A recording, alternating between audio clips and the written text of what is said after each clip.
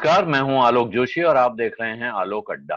और आज बात करेंगे अर्थव्यवस्था की। और अर्थव्यवस्था भी आप सोच रहे होंगे कि अपनी अर्थव्यवस्था की नहीं। आज जो सबसे जबरदस्त बात चल रही है वो चल रही है पड़ोसी देश पाकिस्तान की अर्थव्यवस्था की। पाकिस्तान की अर्थव्यवस्था की बात क्यों हो रही है? पाकिस्तान की अर्थव्यवस्था की बात इसलिए हो रही है कि पाकिस्तान की जीडीपी में कॉन्ट्रैक्शन आने जा रहा है, यानी वो सिकुड़ने जा रही है, या पाकिस्तान मंदी की चपेट में आने जा रहा है। ऐसा पाकिस्तान के आर्थिक सर्वेक्षण में कहा गया है। आप मुझसे सवाल पूछ सकते हैं कि भाई तुम पाकिस्तान की बात कर रहे हो, भारत का हाल क्या है?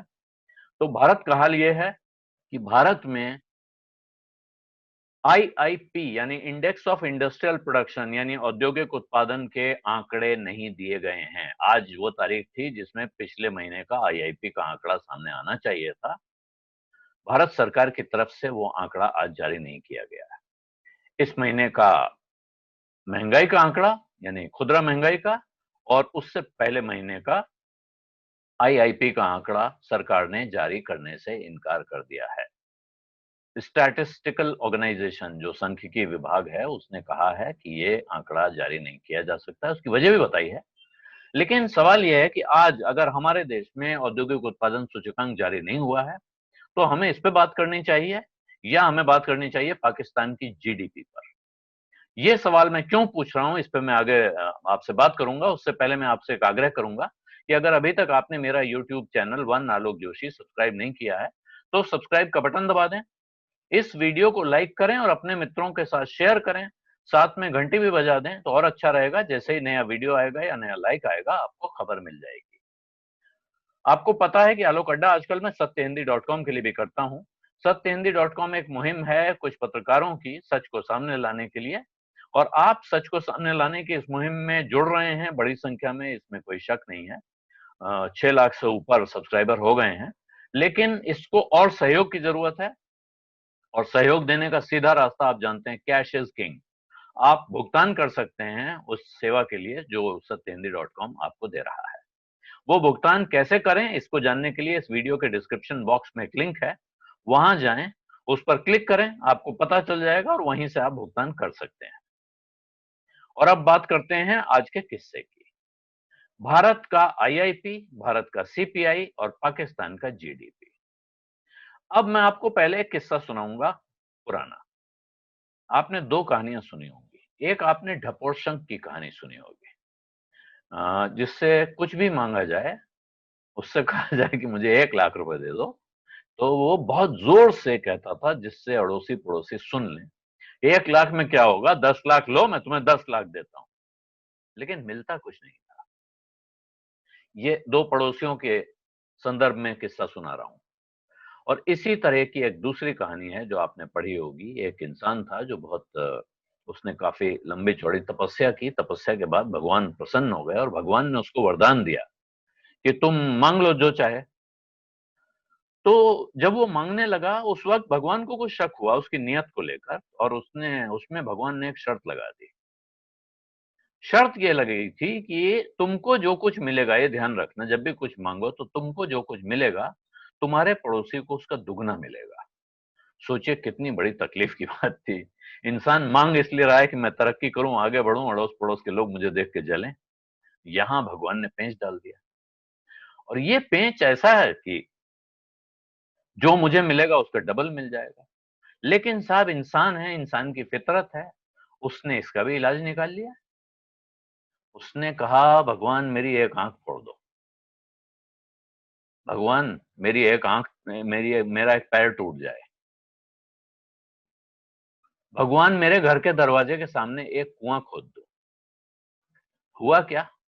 पड़ोसी के दोनों पैर टूट गए, पड़ोसी की दोनों आंखें फूट गईं, पड़ोसी के घर के दरवाजे पे दो कुएं खुद गए। इसका जो नतीजा होना था, मरता क्या न करता, किसी न किसी तरह हिलते डुलते वो पड़ोसी जब बाहर निकले होंगे तो दिख नहीं रहा है, दो कुएं खुदे हुए हैं, जाहिर है इंसान कुएं में गिरेगा, मर जाएगा। लंबी व्यवस्था उसने की, लॉन्ग टर्म प्लानिंग जिसको कहते हैं। और कि जब ये मर जाएंगे नीचे गिर के, उसके बाद मैं भगवान से कहूंगा मेरे पैर को ठीक कर दो, मेरी आंख ठीक कर दो, मेरे कुएं फाड़ दो, और इसके बाद मैं मांगना शुरू करूंगा जब पड़ोसी बचेगा। ये कहानी मुझे याद आई आज देखकर। आज मैंने जब शाम को टेलीविजन चैनल देखे, वहां पाकिस्तान की जीडीपी का इतने बड़े पैमाने पर, इतने जोशीले अंदाज में बखान हो रहा था, मानो कि पाकिस्तान की जीडीपी गिरने से भारत की जीडीपी बढ़ती है, कि पाकिस्तान कंगाल हो जाएगा तो भारत अमीर हो जाएगा। हम क्या कहना चाह रहे हैं ये समझने की कोशिश करनी चाहिए। आईआईपी का जो हाल है, आईआईपी होता है इंडेक्स ऑफ इंडस्ट्रियल प्रोडक्शन, जो ये बताता है कि देश में औद्योगिक उत्पादन का क्या हाल है, जिससे हमें पता चलता है कि देश की अर्थव्यवस्था किस रास्ते जा रही है। ये एक बहुत महत्वपूर्ण आंकड़ा होता है। ये कई वर्षों में, मैं तो मुझे नहीं याद है कब पिछली बार ऐसा हुआ था कि आईआईपी का आंकड़ा सरकार ने जारी ना किया हो। और कहा क्या गया है जारी न करने का, जो तर्क दिया गया है वो जान लीजिए। जो सांख्यिकी विभाग ने कहा है कि अप्रैल के महीने में क्योंकि लॉकडाउन लग गया था और सारी इंडस्ट्रियल एक्टिविटी रुकी हुई थी, कोई भी काम नहीं हो रहा था, इसलिए ये तर्कसंगत नहीं होगा कि उस समय की एक्टिविटी को पीछे के महीने के या पिछले साल के किसी भी तारीख, किसी भी दिन के साथ उसकी तुलना की जाए। इसलिए हम ये आंकड़ा जारी नहीं कर रहे हैं। मुझे इसमें कोई खास बड़ा ऐतराज नहीं लग रहा है। हालांकि जो अर्थशास्त्री थे, अर्थशास्त्रियों के अलग-अलग सर्वे किए जाते हैं इस तरह का आंकड़ा आने से पहले, तो उसमें अनुमान था कि आईआईपी में 45% की गिरावट हो सकती है। लेकिन अब आंकड़ा तो जारी हुआ नहीं। आंकड़ा जब जारी नहीं हुआ तो बात करने के लिए क्या है?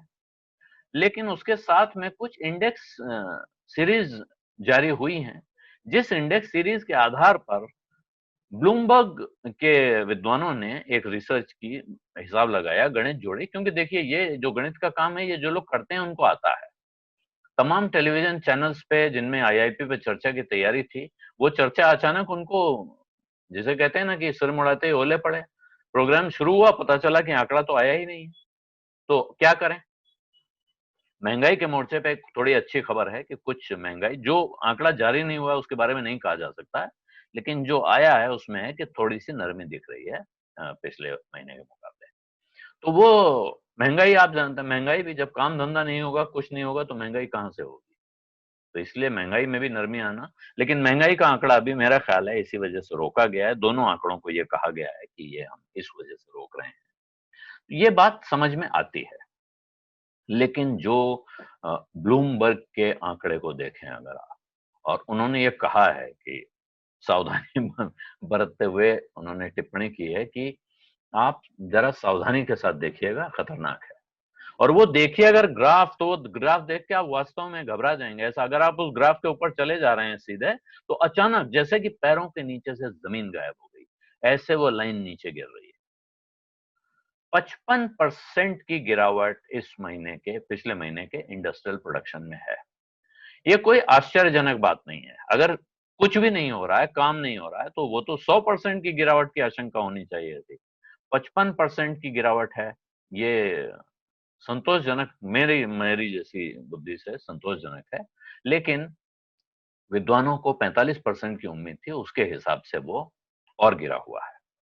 लेकिन इस बात पर चर्चा, इससे जुड़ी हुई बात करनी, हमारी इकोनॉमी का क्या हाल है, हमारे देश में किसकी नौकरी चल रही है, किसको नहीं चल रही है, किसका काम चल रहा है। आज सुप्रीम कोर्ट ने एक और काम कर दिया है कि उन्होंने प्राइवेट एम्प्लॉयर्स के मामले में कह दिया है कि आप निजी कंपनियों को या प्राइवेट एम्प्लॉयर्स को बाध्य नहीं कर सकते हैं कि वो अपने कर्मचारियों को पूरी तनख्वाह दें। आपको याद होगा, प्रधानमंत्री ने अपील की थी, सरकार ने कहा था कि लोग अपने कर्मचारियों की तनख्वाह ना काटें, उनको उनकी तनख्वाह देते रहें लॉकडाउन के दौरान भी। लेकिन अदालत ने इस चीज को रोक दिया है, राहत दी है। उनका कहना है कि ये फैसला दोनों लोगों को आपस में मिलकर करना चाहिए, और अगर सरकार को कहीं दखल की जरूरत लगती है तो सरकार को उसमें दखल देना चाहिए। तो ये प्राइवेट सेक्टर के एम्प्लॉइज के लिए एक बड़ी खतरे की घंटी है। इस पर चर्चा होनी चाहिए, ये चर्चा नहीं हो रही है। आईआईपी पे चर्चा नहीं हो रही है, महंगाई पे चर्चा नहीं हो रही है। स्विगी के कर्मचारियों का एक ट्वीट आया हुआ है, स्विगी में जो लोग काम करते हैं, कि उनका पैसा आधा कर दिया गया है। वो कह रहे हैं इससे हमारा खर्चा नहीं चल सकता है, हम लोग हड़ताल पर हैं, हमारा मैनेजमेंट हमसे बात नहीं कर रहा है, मीडिया भी हमारे बारे में नहीं सोच रहा है। तो ऐसे में लोग मीडिया क्यों देखते हैं? इसलिए कि उन्हें पता चले कि हमारे आसपास क्या हो रहा है। यहाँ ये लग रहा है कि जानबूझकर भ्रम फैलाने का एक अभियान चलाया जा रहा है। आपके आसपास क्या हो रहा है, उससे आपकी नजर किसी तरह हटी रहे, इसलिए आपको पाकिस्तान में क्या हो रहा है दिखाया जा रहा है।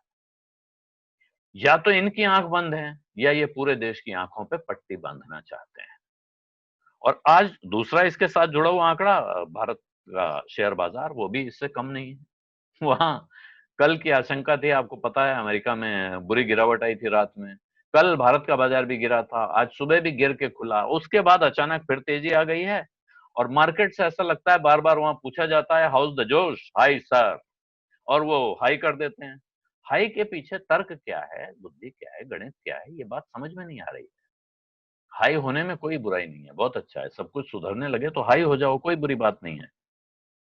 लेकिन जो हम अपने आसपास देख रहे हैं, उस परिस्थिति में ये हाई होने का क्या तर्क है, ये समझ में नहीं आ रहा है।